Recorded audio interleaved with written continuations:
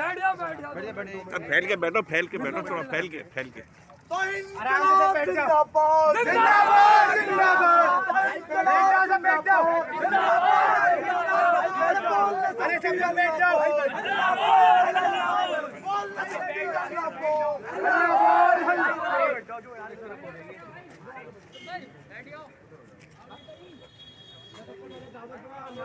साबिक नायब सदर, मैं सबसे पहले दावत दूंगा हमारे बड़े भाई कुंवर मोहम्मद अहमद भाई को, जो हमारे हिंदी डिपार्टमेंट से थोड़ा सा आराम थोड़ा फैल के, बहुत जगह आराम से फैल के बैठ जाओ। बैठो चला गया कोरोना। हमारे लिए औज़ु बिल्लाहि मिनश शैतानिर रजीम, बिस्मिल्लाहिर रहमानिर रहीम। आज यूनिवर्सिटी के जो हालात हैं वो सबको पता है। यूनिवर्सिटी बंद है, बहुत बुरी हालात में जो है इस वक्त पूरा देश चल रहा है, तो यूनिवर्सिटी में भी जो है बहुत ज़्यादा क्राइसिस है। लेकिन आज का जो हमारा जो एहतजाज है वो योगी आदित्यनाथ की, बीजेपी की उस सरकार के खिलाफ है जिस सरकार ने धर्म के नाम पर आजम खान के ऊपर बेइंतहा जुल्म किया। उनके ऊपर जो मुकदमे लगाए हैं वो तमाम मुकदमे अगर हिंदुस्तान की किसी भी अदालत में लेकर जाएं तो सारी अदालतें उन पर शर्म से जो है वो सोचेंगी कि बहुत शर्म वाले मुकदमे हैं, कहीं मुर्गी चोरी के, कहीं बकरी चोरी के, कहीं भैंस चोरी के। क्या हिंदुस्तान की अदालत इस चीज़ को, या हिंदुस्तान के वो तमाम ज़हीन लोग उन फ़िरका परस्तों की इस जाहिलाना हरकत को और इस धर्म के नाम पर की गई कार्रवाई को क्या सच और सही साबित कर सकते हैं कि जो इंसान हिंदुस्तान के कई मरतबा एक अजीम शान सूबे का मिनिस्टर रहे हों, उसके बाद हिंदुस्तान की सबसे बड़ी पंचायत कही जाने वाली पार्लियामेंट के मेंबर रहे हों, उसके बाद उन पे इतने छोटे छोटे और घिनौने शर्मनाक इल्ज़ाम लगाकर उनकी ज़िंदगी के साथ खिलवाड़ किया जा रहा है, सिर्फ इसलिए कि उन्होंने सर सैयद के मिशन को आगे बढ़ाया। वो सर सैयद के तालिबे इल्म थे और उन्होंने भी सर सैयद की सोच को आगे बढ़ाते हुए, अलीगढ़ मूवमेंट को आगे बढ़ाते हुए एक इदारे की, एक यूनिवर्सिटी की नींव रखी।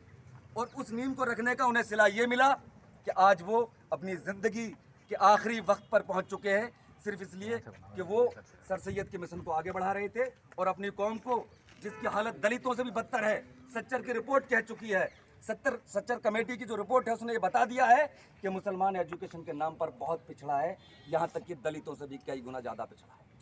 उनकी हालात पर सोचने वाला एक शख्स आज अपने ही पार्टी में, समाजवादी पार्टी में होते हुए अकेला पड़ जाता है।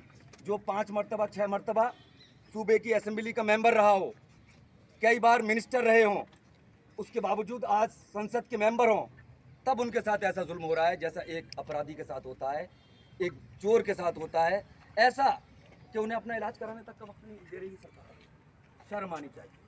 हम योगी से इस बात पर बात नहीं कर रहे कि उनके ऊपर मुकदमे वापस नहीं आना ले, लेकिन हम सिर्फ इतना जरूर कह रहे हैं कि जो शर्मनाक मुकदमे उनके ऊपर किए हैं, क्या योगी से अपनी तरफ देखते हैं? कल अगर हुकूमत बदलेंगी, योगी तो वो हैं जिनके ऊपर न जाने कितने मुकदमे जायज़ थे, आज वो नाजायज़ मुकदमों में आजम खान को फंसाते हैं। अपना वक्त याद करें जब पार्लियामेंट में चीख चीख कर दहाड़े मारकर रो रहे थे योगी। ये वही योगी थे जो उस वक्त के मौजूदा एसपी से अपनी जान को खतरा बता रहे थे, क्योंकि ये वो योगी हैं जिन्होंने उस वक्त जुल्म किए, क्राइम किए और आज सत्ता में आने के बाद, मुख्यमंत्री बनने के बाद अपने ऊपर सारी क्राइम हिस्ट्री को मिटा दिया। ये ऐसे योगी हैं। मैं अपील करना चाहता हूँ हिंदुस्तान की अदालत से, उन तमाम सेकुलर हिंदू और मुस्लिम भाइयों से, हिंदुस्तान के तमाम आवाम से, कि आज आजम खां को एक खां की हैसियत से नहीं, एक मुसलमान की हैसियत से नहीं, बल्कि एक लीडर की हैसियत से देखें। और नेता किसी कौम का, किसी धर्म का, किसी खत्ते का नहीं होता, नेता हिंदुस्तान का होता है, नेता पूरे मुल्क का होता है। आज पूरे मुल्क को इस जालिम हुकूमत के खिलाफ आजम खां का साथ देना चाहिए और इनकी आंखों में आंखें डालकर कहना चाहिए कि आजम खां को रिहा करो, रिहा करो, रिहा करो। मैं फिर आपसे एक बार कह देना चाहता हूं कि अलीगढ़ की पूरी तलबा, ये बहुत चंद तलबा नहीं है, ये अलीगढ़ के 32,000 नहीं, बल्कि जब से अलीगढ़ मूवमेंट की नींव रखी गई तब से लेकर आज तक जो भी अलीगढ़ का स्टूडेंट जिंदा है, मौजूद है, हिंदुस्तान ही नहीं दुनिया के हर कोने में, वो एक मिशन चलाए और आजम खां को रिहाई कराने के लिए अपनी अपनी जिंदा दिली का सबूत दे। पूरी दुनिया के अंदर फैला हुआ अलीगढ़ मुस्लिम यूनिवर्सिटी का स्टूडेंट इस हुकूमत के खिलाफ जो जुल्म और ज्यादती के नाम पर हमारे एलुमनी को, हमारे एक भाई को सिर्फ इस नाम पर परेशान कर रही है कि सर सैयद के ख्वाब को उन्होंने ताबीर दी और एक यूनिवर्सिटी की स्थापना की, एक यूनिवर्सिटी की नींव रखी। हमारा फर्ज बनता है कि हम उनके आवाज़ से आवाज़ मिलाएं और उनके ऊपर हो रहे जुल्म के लिए सड़क पर लड़ें, और इतना लड़ें चाहे हमारे ऊपर भी मुकदमा दर्ज कर दी जाए, लेकिन अपन भाई के लिए आवाज़ उठाते रहें और ऐसी आवाज़ उठाएं कि ये जालिम हुकूमत उन्हें छोड़ने पर मजबूर हो जाए। अस्सलाम वालेकुम वरहमतुल्लाहि वबरकातुहू। हम परवरिश कलम और लो करते रहेंगे, जो दिल पर गुजरेगी कलम करते रहेंगे। अस्सलाम वालेकुम। जैसा कि आपको मालूम है, आज का जो ये एहतजाज रखा गया है, ये जो इंसाफ मार्च रखा गया है, ये सिर्फ और सिर्फ हमारे जो एलुमनाई हैं आजम खान साहब उनकी रिहाई के लिए रखा गया है। उनको ज़मानत मिल जाए, क्योंकि जब एक टेररिस्ट अक्यूज्ड को मेडिकल बेस पर ज़मानत मिल जाती है तो फिर आजम खान साहब को ज़मानत क्यों नहीं मिलती? जो एक इज्जतदार एमपी है उसको ज़मानत क्यों नहीं मिलती? जिसने सर सैयद अहमद खान के ख्वाब को आगे बढ़ाया उसको ज़मानत क्यों नहीं मिलती? क्या सिर्फ इसीलिए क्योंकि उन्होंने ये कहा था कि ये ज़माने वालों, ये ज़माना कभी नहीं चाहता कि तुम्हारे बच्चों के हाथ में कलम हो, तुम्हारे बच्चों के हाथ में किताबें हो। आज इस वजह से आजम खान जेल में है, आपको मालूम होना चाहिए। सिर्फ और सिर्फ यही वजह है, सिर्फ और सिर्फ आज उनका जेल में होने का मकसद यही है कि उनका नाम आजम खान है। कोई और क्यों नहीं जेल में होता? मेरा सवाल है हर उस सेकुलर पार्टी से कि क्यों खामोश रहते हैं जब किसी उर्दू नाम वाले के ऊपर जुल्म होता है? क्यों सबके लबों पर, सबकी जुबानों पर ताले पड़ जाते हैं? मैं पूछना चाहता हूँ सारी सेकुलर सियासी पार्टियों से और सभी सेकुलर लोगों से कि आजम खान के लिए अब तक आप लोग आवाज क्यों नहीं उठा रहे?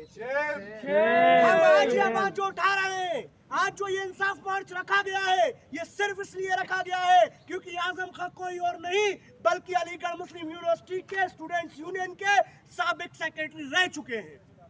और हमें नाज है कि आजम खान ने यहाँ से निकलकर रामपुर में सर सैयद अहमद खान के मिशन को आगे बढ़ाते हुए मौलाना अली जौहर यूनिवर्सिटी को कायम किया। हमें नाज है आजम खान पर और हम उनके लिए आखिरी दम तक लड़ने को तैयार हैं। जब तक ये कोर्ट और ये सरकारें आजम खान को रिहा नहीं कर देती तब तक हम ऐसे ही सड़कों पर उतरकर आंदोलन करते रहेंगे और सरकार को ईंट से ईंट बजाकर जवाब देते रहेंगे। न हम पहले कभी डरे थे, न हम डर रहे हैं। हम सेकुलर पार्टियों के मुखिया या जिम्मेदार नहीं है जो हम सीबीआई और ईडी के डर से खामोश होकर आजम खान के लिए आवाज न उठाएं। हम अलीगढ़ मुस्लिम यूनिवर्सिटी के तलबा हैं और ये हमारी जिम्मेदारी है कि हमारे एक जब सीनियर लीग भाई पर जुल्म हो रहा है तो हम उस जुल्म के खिलाफ सड़कों पर उतरकर इसी तरीके से एहतजाज करते रहेंगे। जब एक टेररिस्ट एक्यूज, जब एक आतंकवाद की आरोपी जिसको सिर्फ मेडिकल के बेस पर जमानत मिल जाती है, दंगे करने वालों को जमानत मिल जाती है, मॉब लिंचिंग पर मुसलमानों को खुलेआम मारने वालों को जमानत मिल जाती है, तब एक यूनिवर्सिटी को तामीर करने वाले एक इज्जतदार एमपी को जमानत क्यों नहीं मिलती? मेरा सिर्फ ये सीधा सीधा सवाल हुकूमत से है, मेरे उन सब सेकुलर लोगों से है जो अमन पसंद है, जो पीस चाहते हैं, तो फिर वो क्यों आजम खान के लिए आवाज़ नहीं उठाते? क्यों वो सड़कों पर उतर कर आजम खान के लिए नहीं आते? मैं पूछना चाहता हूँ सभी लोगों से जो अब तक खामोश है, आखिर क्या ऐसी वजह है? कौन सी सीबीआई और ईडी का डर है कि आप अभी तक अपने घरों में बैठकर, अपने कमरों में बैठकर खामोशी से बैठे हैं? अब ज़रूरत है आजम खान के लिए सड़कों पर उतर कर आने की। अलीगढ़ मुस्लिम यूनिवर्सिटी ने हमेशा से जुल्म के खिलाफ आवाज़ उठाई है और हमेशा उठाती रहेगी, चाहे वो आजम खान हो या अमर सिंह हो। अगर किसी के साथ भी जुल्म होगा तो अलीगढ़ मुस्लिम यूनिवर्सिटी हर किसी के लिए आवाज़ उठाती रहेगी। जुल्म के खिलाफ बोलना हमें सिखाया गया है और हम जुल्म के खिलाफ बोल रहे हैं। बस मैं अपनी बात को ज़्यादा लंबी चौड़ी तकरीर ना करके बस यहीं पर ख़त्म करूँगा कि जब आजम खान को जेल में इतनी बुरी हालात में रखा जा रहा है, इतनी हालत उनकी ख़राब है, जो उनके फोटोज़ और वीडियोज़ आ रहे हैं, आप देख रहे हैं किस हालात में वो हैं, उसके बावजूद भी उनको रिहा नहीं किया जा रहा। तो मेरी प्रेसिडेंट ऑफ इंडिया से दरख्वास्त है, हम मेमोरेंडम के थ्रू ये अपनी जो हमारे पॉइंट्स हैं, जो दरख्वास्त है वो पहुंचाना चाहते हैं। मैं दरख्वास्त करूंगा कि बाहर जो भी प्रशासन के लोग आए हुए हैं वो आके हमारा मेमोरेंडम रिसीव करें। डिस्ट्रिक्ट एडमिनिस्ट्रेशन के अगर कोई भी जिम्मेदार यहाँ पर आए हुए हैं तो वो आकर हमारे मेमोरेंडम को रिसीव करें।